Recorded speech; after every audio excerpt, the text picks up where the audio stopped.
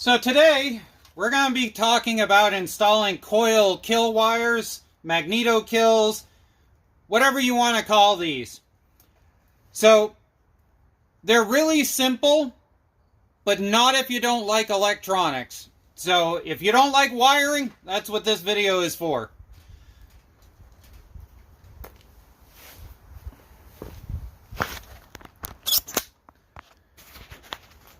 Before we get to this, we're going to talk about the simple basics of how this magneto coil works. So here we are. We've got our coil, and when the magnet on the flywheel passes the front of this, it causes a spark to fire. But if this is connected to ground, it ends up firing that spark to ground, and if you don't have spark, you can't run the motor. So on each of these coils, you're going to find there is a kill wire. As you can see here, that runs over to here, that comes out of this coil here, comes down and around, and comes into your wiring harness connection that most tractors in modern day stuff now use. Now the reason why this is off is, let's say that this harness was all chopped up and somebody had ripped wires out or something like that. This is to show you that you can backtrack and find where the coil kill wire is. So now what I have here is a generic harness. This is out of a Craftsman. It's also the same one that most of the Murrays use. A lot of your MTDs use it, stuff like that. So this looks exactly what you'll find in most lawn tractors, if not pretty close. So if you can figure out where that coil kill wire is, you can splice in your safety tether. Now the key thing here is splice it in. So what we have here is we have from here, this goes to your ignition switch for your off. It goes to your toggle kill switch that I have on my engine testing stand. This continues on to your secondary kill. The reason you want one of those is because these over time tend to wear out. And if you're just driving it around and you're messing around with it, you want to be using your key, you want to be using your toggle switch and things like that to turn it off. Now I've got this spliced in really ugly and ghetto here just to show you exactly what's going on. You've got your white wire which connects into that, and you've got your black wire going to the nearest ground in order to be able to kill it. And that's it. That's all that a safety tether on one of these engines does. Any coil that is a magneto setup that has one of those black wires that attaches to it, you can put one of these tethers on. We can even take a look at a couple of different machines around the yard in order to talk about where they would be on that machine. We've got a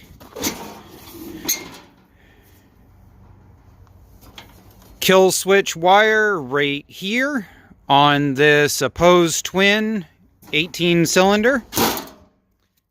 If we come over to this has a 21 horsepower single in it, and we've got our universal harness connection we just talked about. We've got our black wire coming out of it right there, and that black wire goes to that coil kill right there. If we come over in here, we've got an older style Briggs & Stratton. On the older style Briggs, you will find your coil kill. If I can get my camera in there. That right there is your coil kill for an old school Briggs & Stratton flathead. On a newer version, like this one, you've got your coil that comes up and you'll have a coil kill wire that will drop down into here. And this one seems to be missing, so I guess that's not a good model. We've got this one here, which is a 13, yet again, universal harness, black wire right here. And this has a Briggs V-twin in it, like we just talked about. Over here, the Ice Racer has a single cylinder Kohler in it. I believe it's a 20. Yes, it's a single cylinder Kohler Courage 20. And yet again, universal wiring harness is right there. And it just simply goes to the white wire right there. The white is the kill on this particular unit. And that just goes up through to this and grounds out. See, we've got our universal grounding harness right there. And yet again, if you didn't know, let's say this was all torn apart, somebody mangled it. All you do is take this off, you find your coil that's right here, you find what wire is connected to it, and go for it.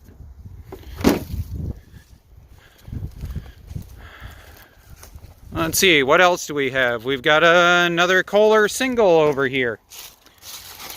And this one has been mangled. It's been torn apart and everything. And let me see here. Here we are. Here's our wiring harness that's coming out of it. This white wire here is what goes to the Coil Kill and connects there in the harness. This is a 4-plug harness. So if I needed to go and put the kill, I would wire it in right here in order to be able to shut this machine down. What else do we have? We have a Kohler Magnum. Kohler Magnum has a wiring harness that comes up and around right here to the universal plugs. There's our black wire right there. So if we inline it with that black wire, we'll end up killing this motor.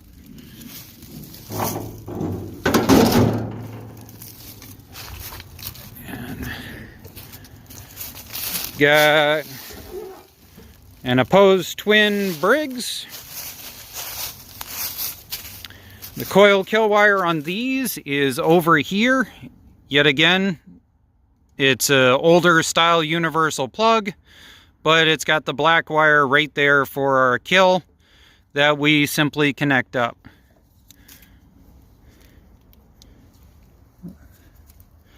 Let's see, which black wire is it? It is this one. So if we follow this black wire that goes up through next to the carburetor, and we follow that down through, that goes to right here, and then as that comes down through, that ends up right here. So like I said, it's just a matter of, if you're not sure, pull the lid and track it back. Let's see, this one here is a Kohler twin. We pop this off. Again, Kohler usually seems to like using... Oh, this one won't stay up because of the way it's made. Alright, we'll pull that down. Kohler, for some reason, likes to use white wires for kill wires. So that white wire right there, see how that's the universal 6-plug we were just talking about? That white wire right there that goes into the motor, if we lift this up, it goes up in underneath in there. That will end up being your coil kill wire.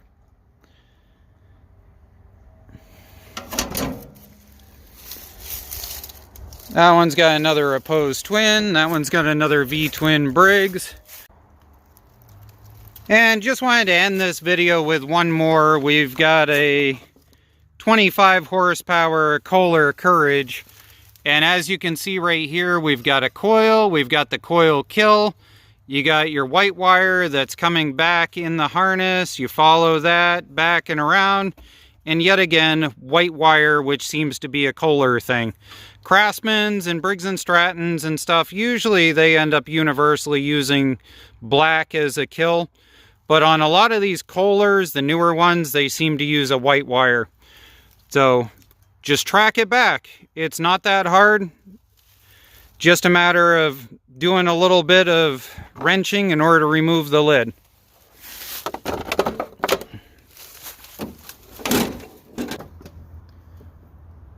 Well, there we go.